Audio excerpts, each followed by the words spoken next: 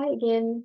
So in this video, I'm going to talk about how the colonial administration perceived the condition and the habits of the native Malay mothers in Singapore.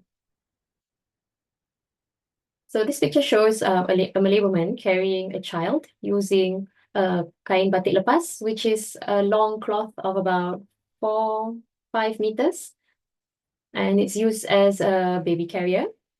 So in the colonial archives, for example, if you see here SSMR, that is the Straits Settlements medical report. They describe the problems that they saw with the native population. So first, they called so first we'll see that the infant mortality rate of the Malays was at 30%, compared to the overall rate, which is 26.4%. The Malay infant mortality rate was slightly higher. And the stillbirth rate was also high enough to be disconcerting. To hear Simmons 1939. This is Ida Simmons, who was the first public health matron. I'll put another video on her, just on her. So second, she described that the Malay habits of prolonged breastfeeding and baby wearing was a sign of laziness and mistaken fondness. So the Malays used to breastfeed for 2 or 3 years. So normally about 2 years. You can see like in 2 generations ago, like our grandmothers, they would have many children, and the children would usually be spaced about 2 years apart. So currently, if you look at current breastfeeding guidelines, that if you practice full breastfeeding, then in many women, not all, but in many women, it acts as natural contraception because it suppresses menstruation. So the hormone prolactin suppresses menstruation for up to 1.5 years. So I spoke to a Malay woman who is now about 90 plus years old. So she used to catch babies. She was not a bidan, not a traditional midwife. She was a tukang urut, indigenous massage specialist. So she said that I think she had 8 or 10 children, all about 1.5 to 2 years apart. So in that period where menstruation was suppressed and the cycle had not come back, she would call it like perut kosong. So she was pregnant, she gave birth, and then she would not be pregnant. And that period was literally, she described it as empty belly. Another problem of the native Malay mothers was that their restrictive pregnancy and postpartum diets led to their malnutrition. So some of the problems they mentioned was beriberi, which is a lack of B vitamin. I can't remember which one now. Was it B1? And then because of the old wives' tales or the petua about or the pantang, rather, of what they should not eat during pregnancy. So for example, like certain foods that were too cooling, like cucumbers, certain foods that were deemed as sharp, like pineapple. So there was a long list, depending on who you spoke to, there was a long list of what they should not eat. So probably maybe some of them had protein deficiency, but then, we don't know because there was not really a lot of details in these colonial documents. It was more of just generally describing that, they had restrictive diets and therefore they were malnourished. So, but in the first place, did they have access to these foods? Were they able to fish and have access to seafood? Yeah, we don't know. So next, the medical reports describe the Malay mothers as having a lot of venereal diseases, or today we call them STDs, sexually transmitted diseases. We had a lack of qualified midwives, so that's why later the colonial administration introduced some interventions. They had poor hygiene and sanitation. So again, are we talking about the kampongs? So the picture that we see here, these are pretty airy homes with big common areas. Or are we talking about the urban slums that were overcrowded and where families stayed in very small rooms? Next, they were what is this? The fourth point, right? They were inexperienced. So this kind of hints to their early age of marriage by saying that they were inexperienced. Next, they were late to birth at the hospital. So the first hospital was built just before 1900. And there were detailed reports every year, like how many Europeans came to birth at the hospital, how many Chinese women, how many Indian women, how many Eurasian women, and there were no Malay women all the way until 1915 or 1920 something. But I'll talk more about that in the next video, which is just about hospitals and clinics.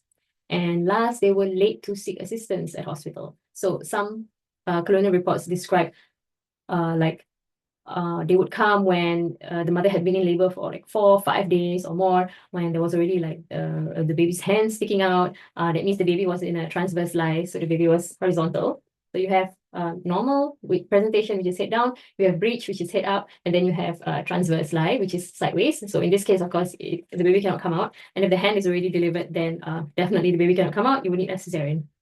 So they described it as, you know, there were lots of meddling from family and friends, and they were brought to the hospital too late, which of course led to their mortality. So these faulty feeding practices of the Malays. So as I mentioned before, you know, the breastfeeding for 3 to 4 years was seen as laziness and mistaken fondness. But also there was a very common practice of feeding the babies rice flour, like various mixtures of rice flour, water, and banana, which caused convulsions and death, because when the baby is too small and cannot digest these foods, then yes, they can get diarrhea, they can be dehydrated and die. So they don't mention here that just before 1900s, already in the 1880s, Nestle was already present in the colonies, selling things like condensed milk. And condensed milk is it's just concentrated milk with a lot of sugar. So it's nothing like the infant formula of today, in the sense like there's no added vitamins or fats or whatever. It's just concentrated sugary milk.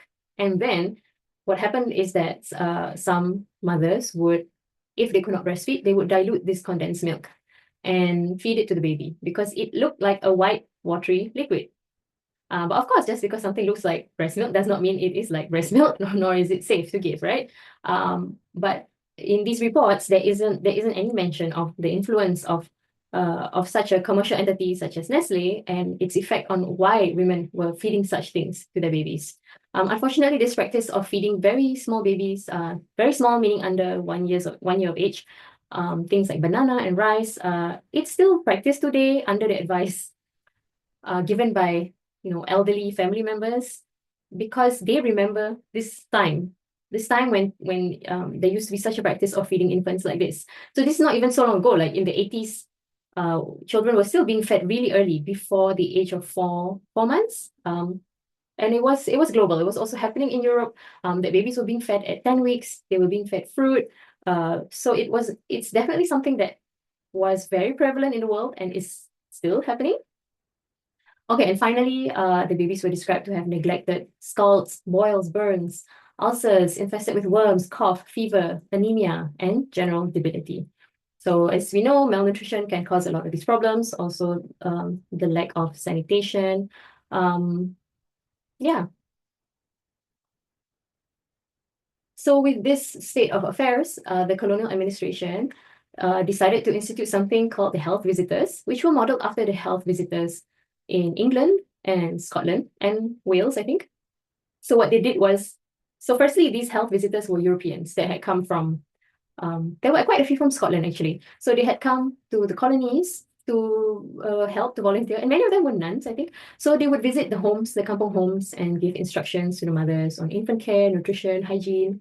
And then the colonial administration were not really sure of what the bidan kampung, or the village midwives, what exactly they did. So they asked them to report to the health clinics, and they would interview them and try to figure out like what was it that they were doing, what were their practices, how did they cut the cord, and then try to give them lectures and courses with exams. So because many of the bidan were illiterate, they only had oral exams and practical exams. And what they tried to do was teach them basic principles of hygiene. So giving them, like, for example, antiseptic powder and scissors, and teaching them how to sterilize the scissors, so that when they cut the cord, they could also put the antiseptic powder and thereby reduce the rate of neonatal tetanus. So this is a picture of Ida Simmons. I think I'll probably do a video just on her, because she did say a lot of very interesting things, and she said them on radio as well. So it was very, I think, widespread.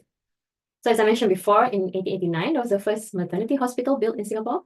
But yeah, the Malays didn't start going to the hospital to give birth well until 1915. So around 1911, the female inspectors, the health visitors, began to make visits to the kampung homes. In 1923, there were these outpatient maternal child health clinics that were staffed by European nurses, and they gave advice on nutrition and infant feeding, infant care, bathing, hygiene, and so on. They did checkups for the babies, they would weigh the babies, treatment for diarrhea, for like wounds or boils, and they give lectures, free lectures, notably free formula milk. So what happens if you start giving something that is sabotaging the breastfeeding practice? So if let's say you give free formula milk and then the mother's breast milk dries up, and if she does not have a source of clean water or reliable supply of clean water, then what happens is that the baby ends up with diarrhea, and then if the baby is not treated promptly, very quickly it can go to dehydration and death. 1927, there were also home visits by the public health matron, which is Miss Ida Simmons here. So that's it for this video. In the next video, I'll talk more about the different institutions of maternal and child health in Singapore in right around the end of the colonial period. All right, see you in the next video.